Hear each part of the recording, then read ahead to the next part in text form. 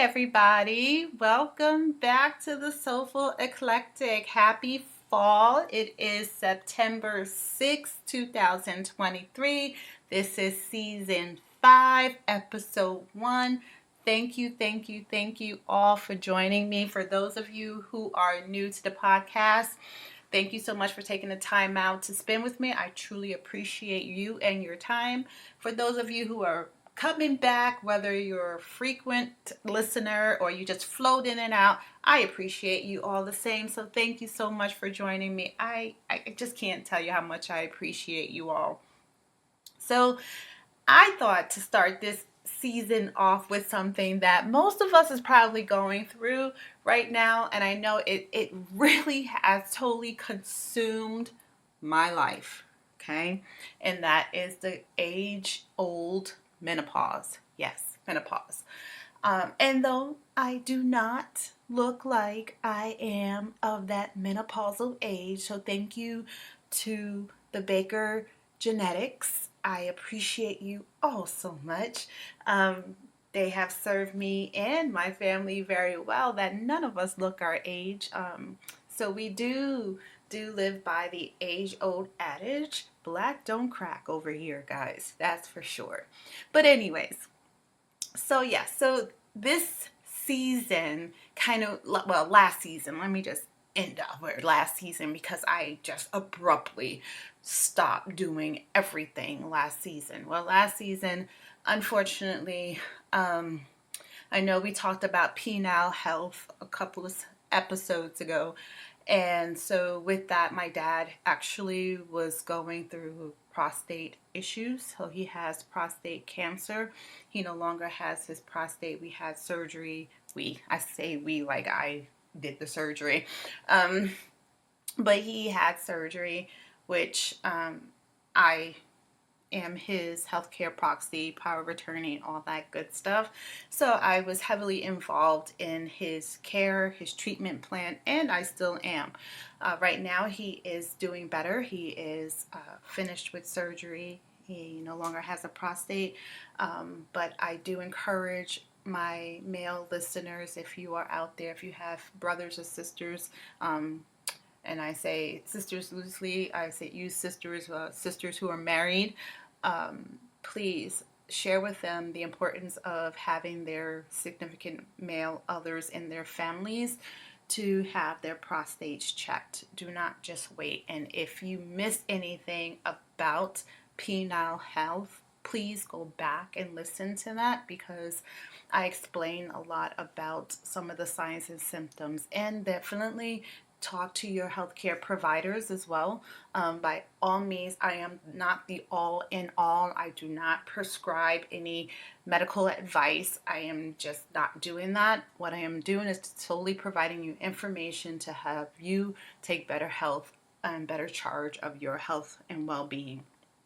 So yes, so that kind of consumed, again, it's not kinda, it did consume a lot of me in my time. So yeah, so therefore I ended the season abruptly without even a word of what was happening. That's how fast things kind of started rolling. But as I said, we are out of the woods, thank God. For the most part, he still has treatments that he has to start. Hasn't started yet. He is still healing from the surgery.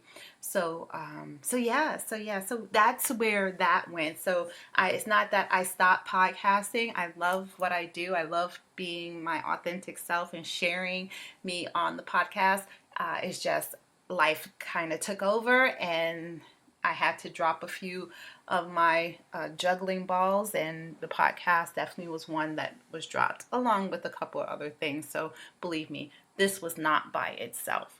But anyways, so yeah, so that's some of the things that had taken place. So my sponsors, thank you for sticking with me. My sponsors, education at Collins ERM is amazing. So if anyone is out there who needs tutoring for healthcare issues, or if you even need a speaker to speak about healthcare advocacies in your community, in any community, just reach out to Collins Education Resource Management, Collins erm.com. And if you are in need of great skincare, I know Divine Nubian Essentials is amazing on taking care of your skin with all natural vegan products that are set to not only protect the skin but also to heal the skin. I personally just use the muscle balm for some muscle aches from working out.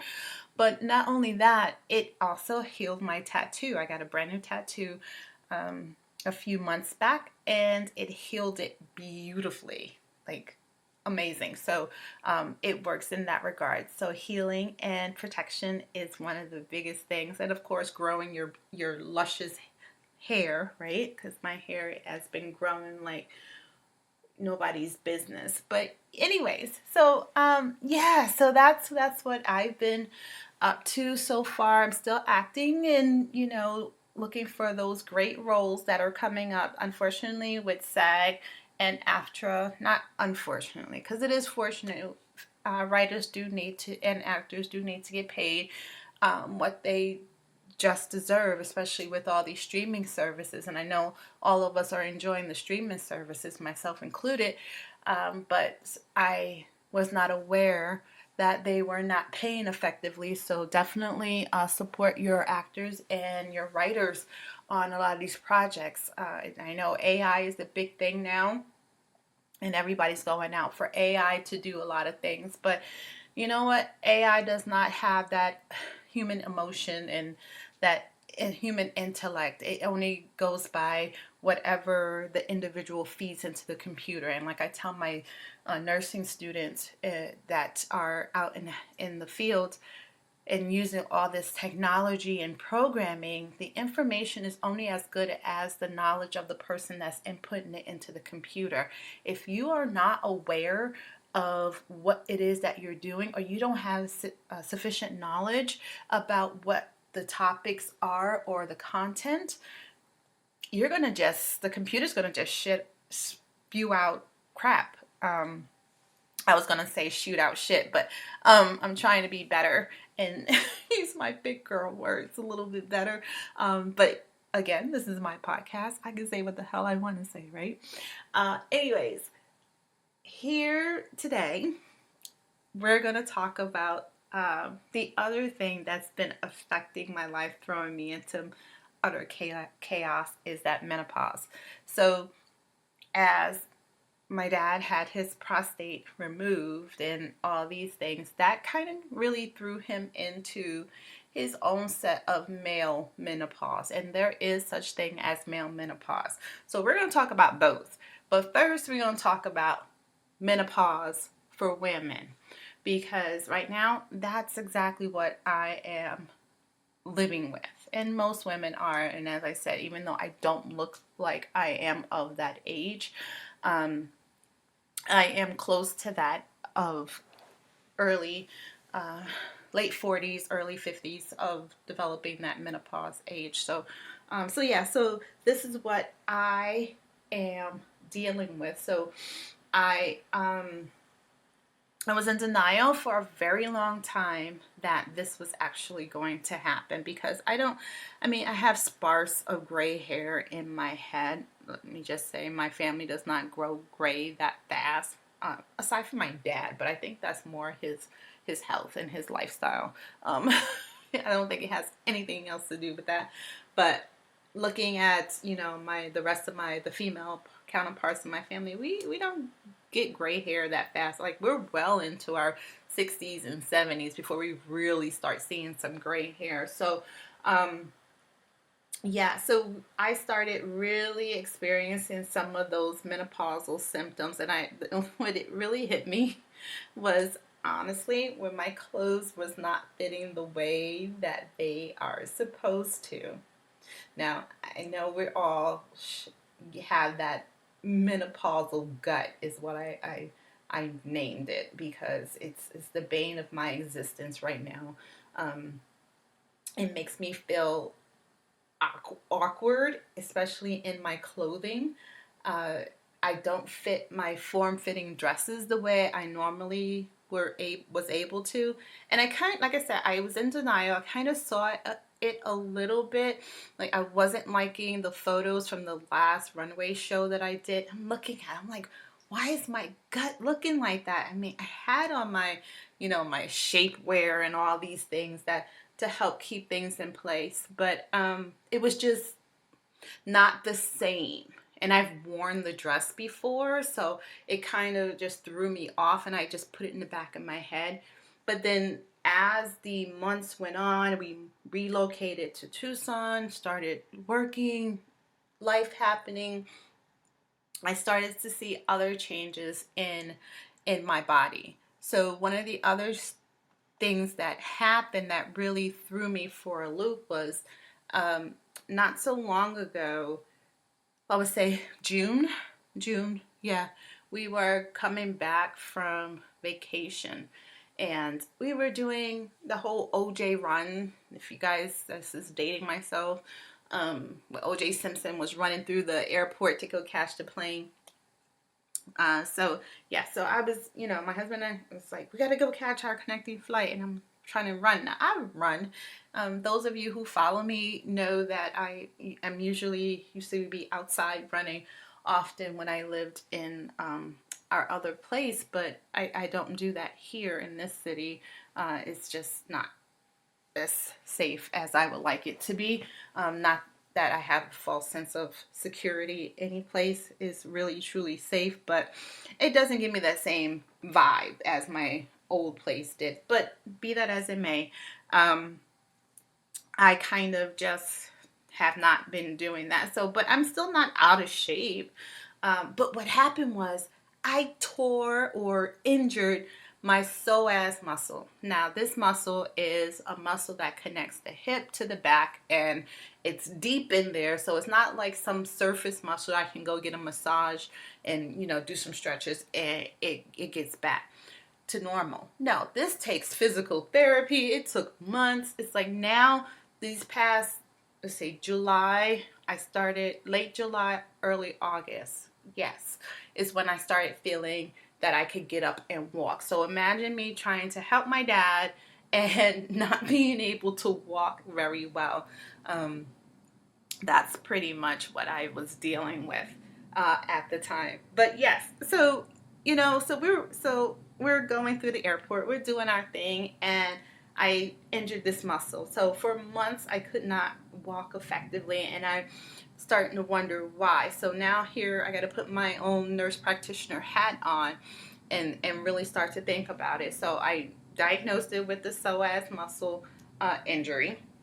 So we got that underway, got some PT underway, and then started really diving deep into why all of a sudden I'm having these issues. And I find it all stems to this whole menopause crap. And I'm like, are you kidding me? Now, Mom, I'm going to say this to you. You did not prepare me for this. I know I've read every science. I've taken care of patients who are living and dealing with menopause, family members who call me with menopausal issues, you name it. But I don't know, something in my head kind of just said, it's not going to happen to you. Yeah, I was in total denial, okay? So one of the symptoms of menopause is not only, body fatigue and, changing of the body and that abdominal fat, but in also your mental health issues, right? And I know most people, when they think menopause, they go, oh, I won't have a menstrual cycle. Yay. That is like the only great thing about menopause, to be honest, is that you're not going to get pregnant and you are all done with the menstrual cycles. But you do have some mental health issues that happen with that. So please, if you have any women in your family that are going through menopause, and we'll talk about men too, but men and women who may be in that menopausal age, please check on them, because they do have some mood changes, right? They have some anxiety, some definite mood swings because of the hormonal shifts, right? They have low self-esteem. basically because their body is attacking them and like morphing into somebody that they're no longer familiar with. And they have trouble focusing. And I realized that that was me. Like my mind was in this huge fog constantly. And some of you may know that I am all but dissertation complete with my doctorate in nursing practice. So that means I'm doing the research. I'm at that end where I can I'm writing the paper so that they can bless me and tell me I'm good to go. So let that being said, having a concentration issue and having my brain in a fog is not conducive right now. I want to just scream because I already have issues with procrastination. Like I procrastinate like nobody's business. I will wait to the last optimal minute to do things, and I know it's not a good way to do things. My body thrives on stress. Not a good thing. Not.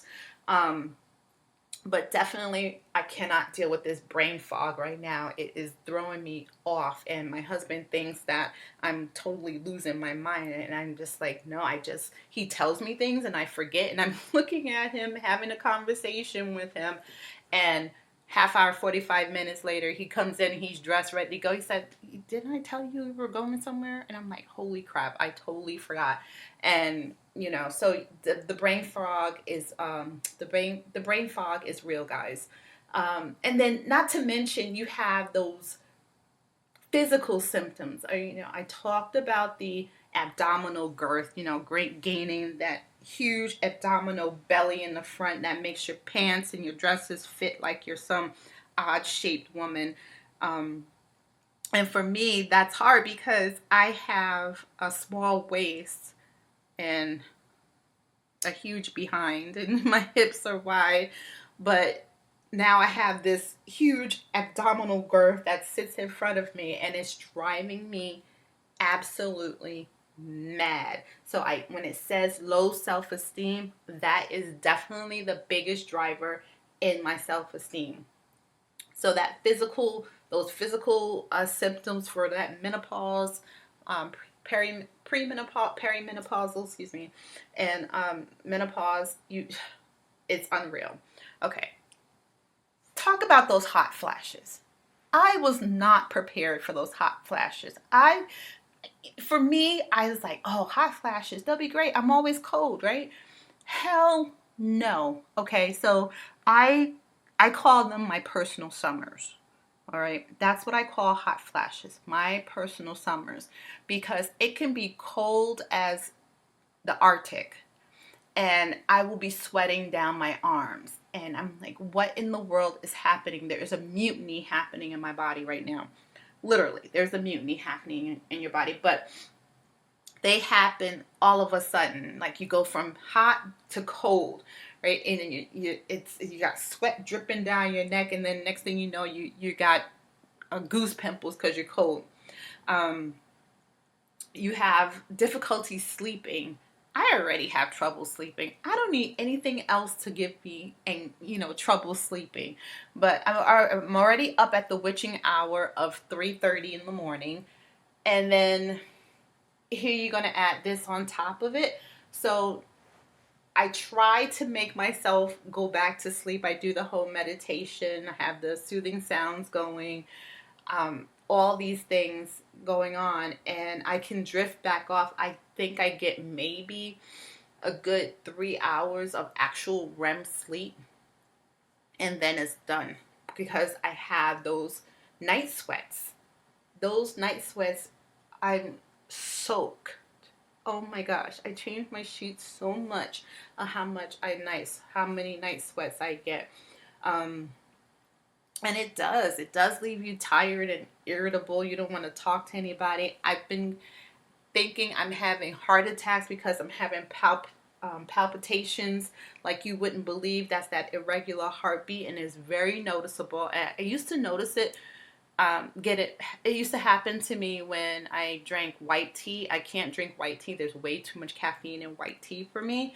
And if I had too much coffee, I would start to get those palpitations. But now I get them without even having coffee. Like, I've transferred over from coffee, so I may have half a cup once a week now, if that, and that's literally just for taste.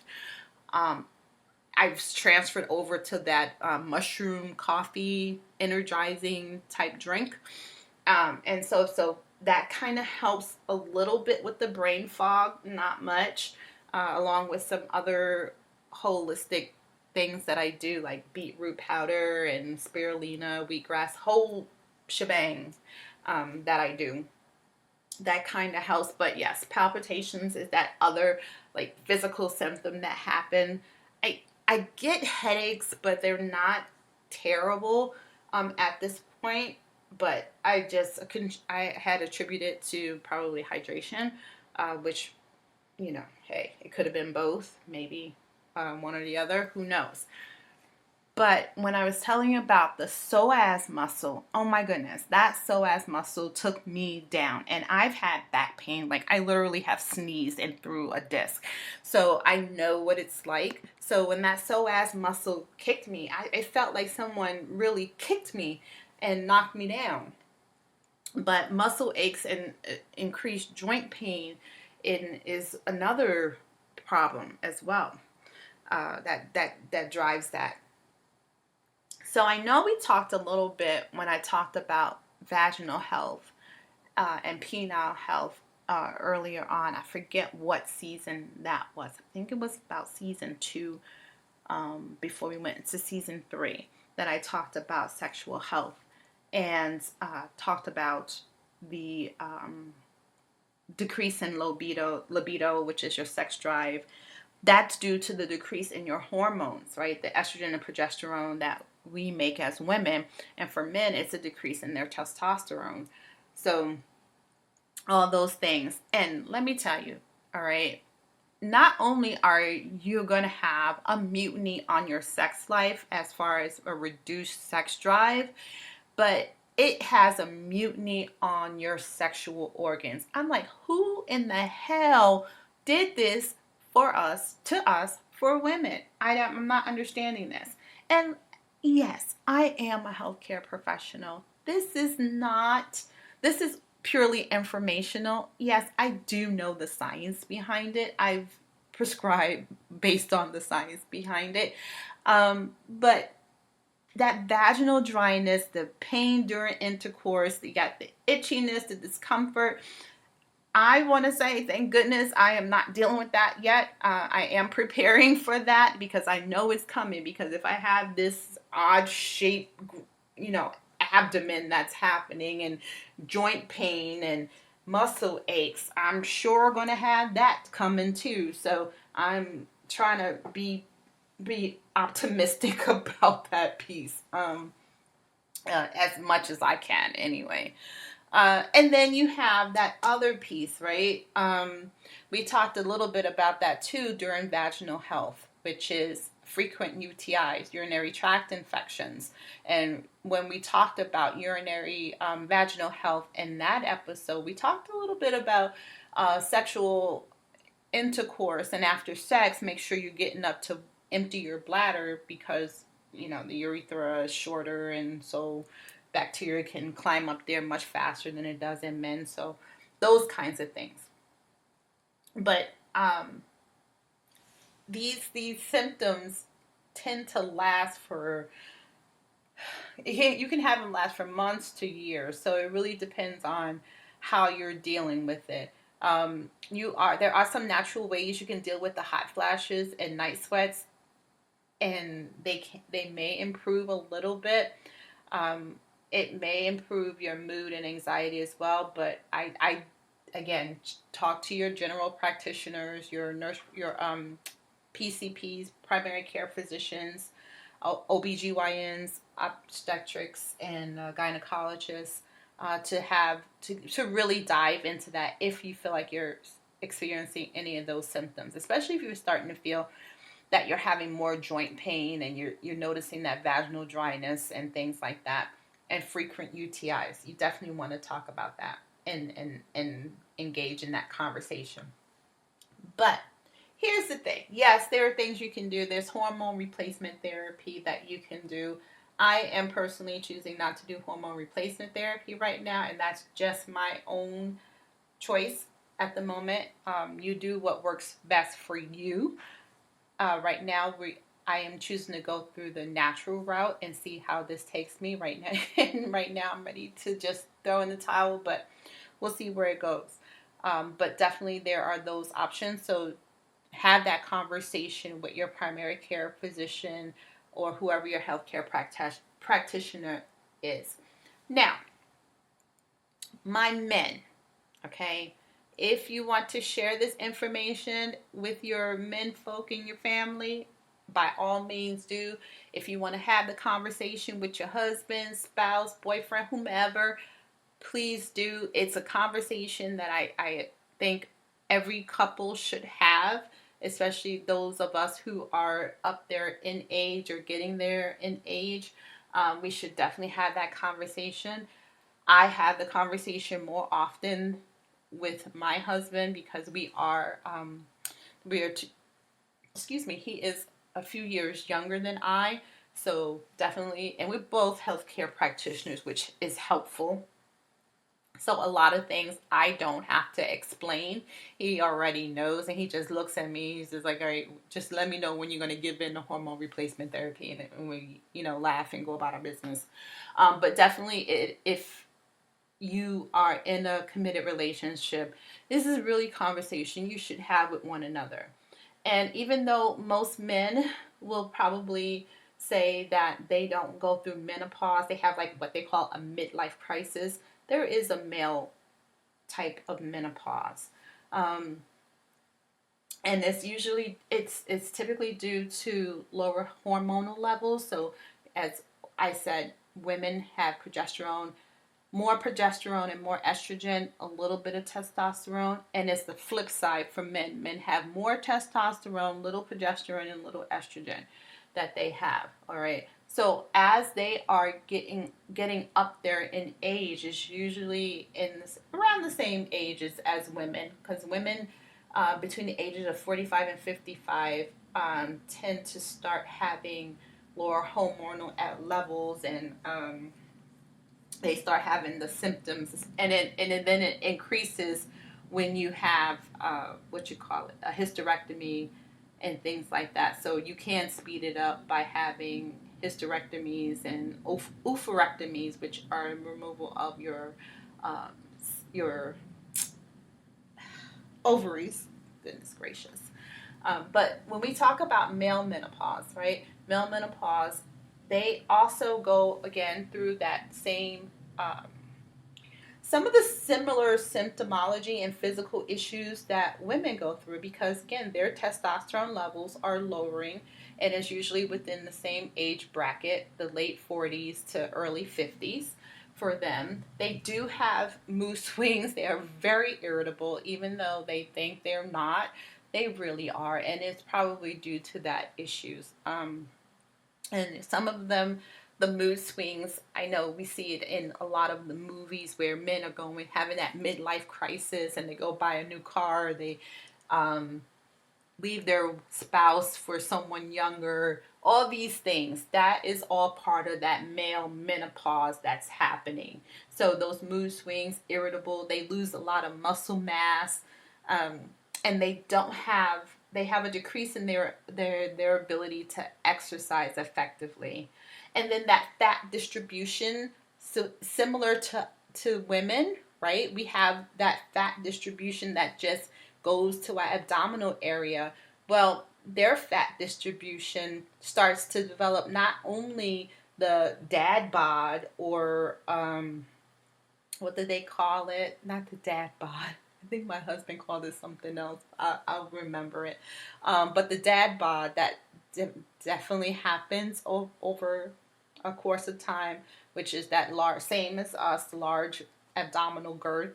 But they also can sometimes get the man boobs, gynecomastia, right? Their chest gets a little bit bigger. They have a decrease in that energy. They don't want to have that get up and go like they used to, or enthusiasm of doing new things.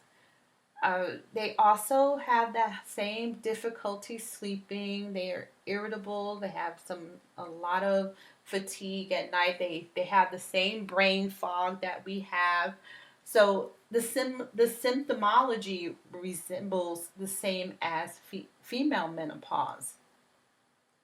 Uh, if if and when the gentlemen do decide to go in to see their general practitioner, or if they see their urologist, because most of them will probably end up seeing their urologist first, because most of the time when men decide to go in to see their practitioners, it's usually because their sex drive has decreased. They have some sort of erectile dysfunction.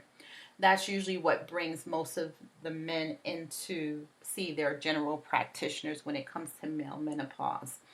Um, so sometimes male menopause is also known as that andropause.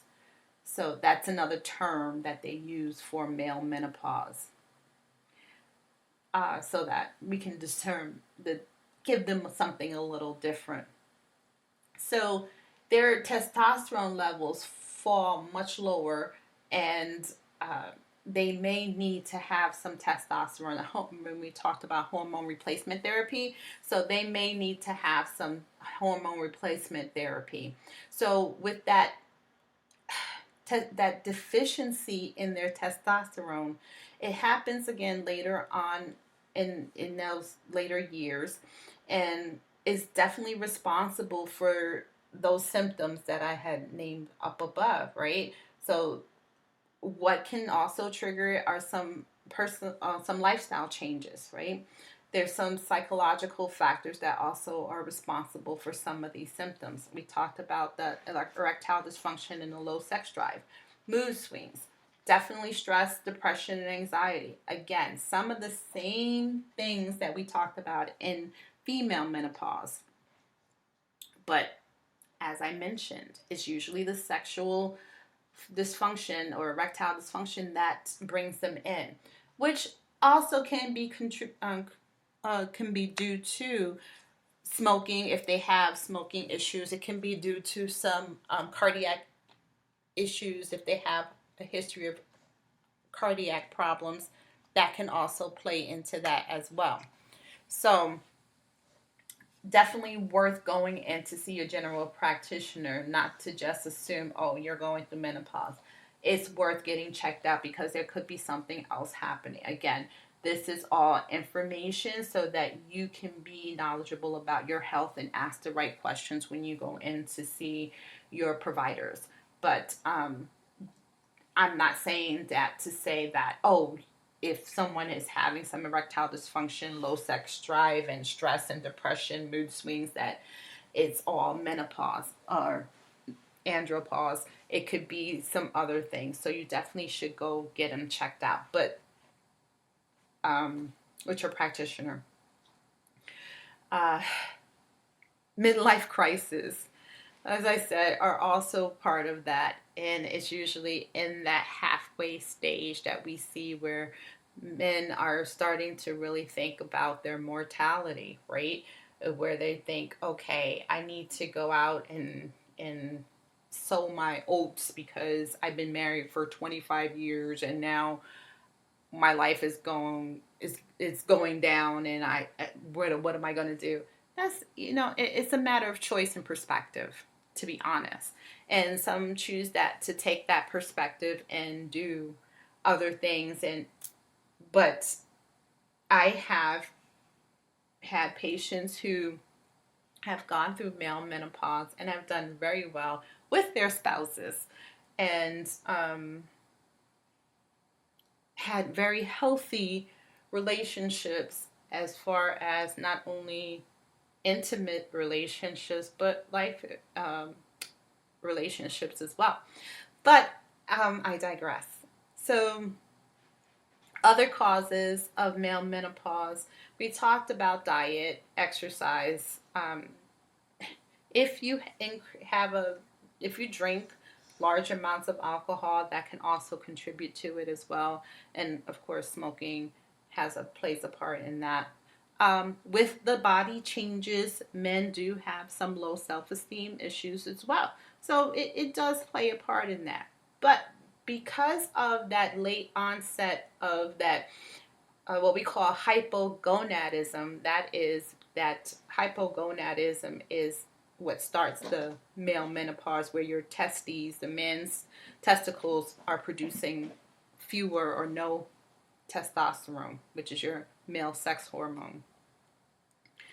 There are some, very few individuals who do have it present at birth because they have smaller testes, or there was a delay in puberty. So we do see hypogonadism in different forms. But if you are an adult man who who is now experiencing these symptoms, then you should be tested, and probably will be tested for your testosterone levels to see if they are decreased. So we know that hypogonadism does occasionally happen later in life.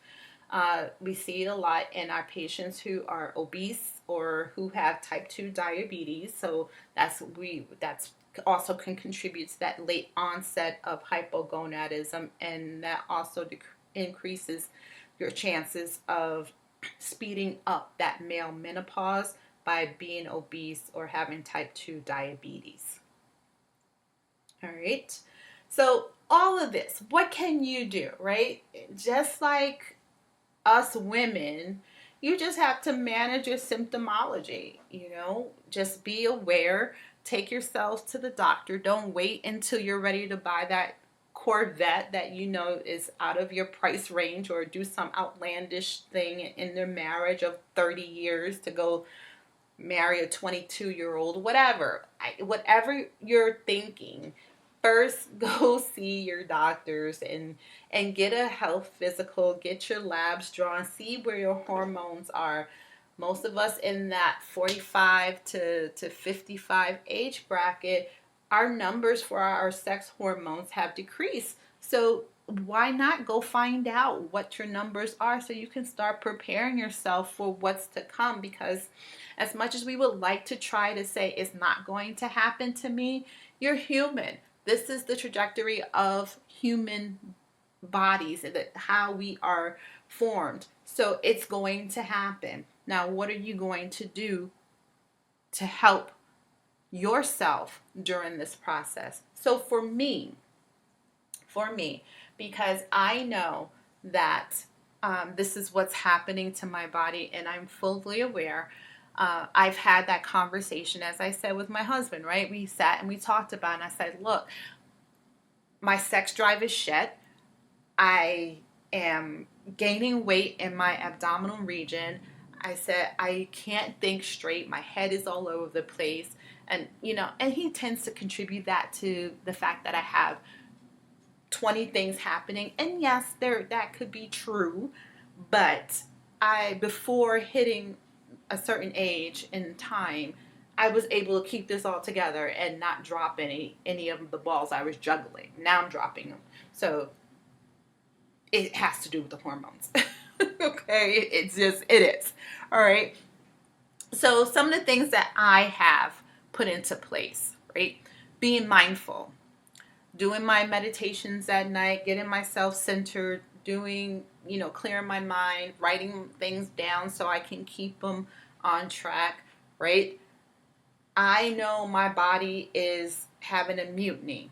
It's doing what it does. So what am I going to do about it? One, I notice when my mood starts to shift, I communicate that as much as possible to my husband or whomever I'm with. I'm like, listen, guys, you know what? I'm in that space. Ooh, I got to do something to change that, right? So that's what I do. I have now gone back to my exercise routine. Yes, it has to change. I cannot get up and run the way I used to because my joints are hurting. And before, it used to help my joints. Now it does not help my joints to run. So what do? I get up and I walk. I exercise 3 days a week with a group of people that we do exercises that fit our body to help tone our body. I pay attention to what I'm eating and make sure I'm eating the proper foods. And I'm going to the physician, right? I go see my own nurse practitioner and have my blood work drawn. Like, I'm due to go back and have it done. It's been 6-7 months since I had my last estrogen and progesterone checked, and at that time my numbers were in that premenopausal stage, which probably now they're much lower. So I do need to get that checked. You also have a thyroid, which also controls some of those hormones and can also drive some of these symptoms, right? So I also get my thyroid checked, and same for men. Men should also get your thyroid hormones checked. When you're getting all those other hormones checked, your testosterone, estrogen, all those things checked, you should get your thyroid hormones checked too, because that also plays a part in regulating the other hormones, but it also plays a part in the changes that your body's having as far as the fatigue, temperature regulation, your night sweats, and your hot flashes. That can all be due to your thyroid as well. So you want to know what's causing it, guys. You want to know what you don't know. And so therefore you do have to go in and see your practitioner. And if your numbers are low enough and if your symptoms are really driving you crazy, then you may need to go on some hormone replacement therapy. They have some good stuff out there. I know, because I prescribed some of it to some of my patients, right? So you may, for my men, all right, because men do have menopause, you may need to get a testosterone replacement, right? So that is the hormone that your numbers are decreasing in. So you may need to take a testosterone shot or use some. They have a topical that you can do, androgel. It goes right through the skin. So there are treatments for it, right? And if it's due to your thyroid, then we can also do some thyroid stimulating hormone replacement as well. Take a pill a day. So there are things that can happen, but the only way you're going to be aware of it is if you go and take yourself in to get seen by your doctors. Okay, that's the heart and soul of it all. So with that, I'm going to just end it right there, because I can continue on regarding, what's happening. Excuse my airplane. I live next to the Air Force Base, so therefore you can hear the fighter jets. But so yes, so there's that. But I give you this information so that you are aware. You can have the conversations with your practitioners, have the conversations with your spouse, so that if you're showing a disinterest in, intimacy or wanting to go hang out and things, there's a reason sometimes behind it. That even though a lot of the time we want to say, oh, you're suffering from depression can stem from decrease in your hormones. So it's not saying that it's not there. It's saying that it's there. Now, what am I going to do about it? And it's taking charge of your life. So take charge. I'm taking charge of mine, so you take charge of yours. All right. So with that, I want you to take care of yourself, take care of each other, have the conversation, sit down with yourself first and have the conversation with you. Take a internal inventory of where you are and how you've been feeling, and then have that conversation with whomever is special in your life and where they are and what they're feeling, and then together make a plan. This is why many relationships end, because no one talks about this. No one has that deep, intimate conversation about what's happening. Your spouse is not looking at you in that loving way because they are, disgusted with you. Sometimes it may be. I'm not going to say that because I don't know what's happening in your household or whatever, right? So it very well could have been you pissed them off that day, or she pissed you off that day, whatever the case may be. But it may not. It may be just the hormones aren't right, right? So why not find out? if you are in a committed relationship and you love that person, why not? So, for those of you who are listening who are female and you have that older gentleman, that man in your life that fits that age bracket that this could be a possibility, really take into account that if they've changed and all of a sudden that this may be the issue. And for you men who have the women of a certain age in your life and that you are crazy about, but all of a sudden she's loco en la cabeza, right? She's gone off and just started doing these crazy things, and just have the conversation because there's a reason. There's a reason. And unless you ask the question and you walk through it together, you both be lost in the sauce. And then guess what? You're leaving each other for things that didn't even have to be. So let's fix it. So yes, so that's what I've been going through. So yes, men do have menopause. It's just called something else. And I just hope that this is helpful for anyone who is listening. And please do share if you have anyone that may be exhibiting any symptoms as such or who could benefit from it. I would definitely appreciate it. And if you have any questions, feel free to email me at dc@thesoulfuleclectic.com. You can also fill out an information form on the website, and that is the World Wide Web, www.thesoulfuleclectic.com. And you can reach me there. And I'm on Facebook and Instagram as well. I try to do my due diligence and check it as often as I can. I am not stellar at that. I'm telling you guys, I swear I need a social media person who can just do all these things, because the more they come out with, the more I'm like, oh my goodness, I cannot keep up. But anyway, I digress. But yes, so please feel free to reach out. I would love to hear from you.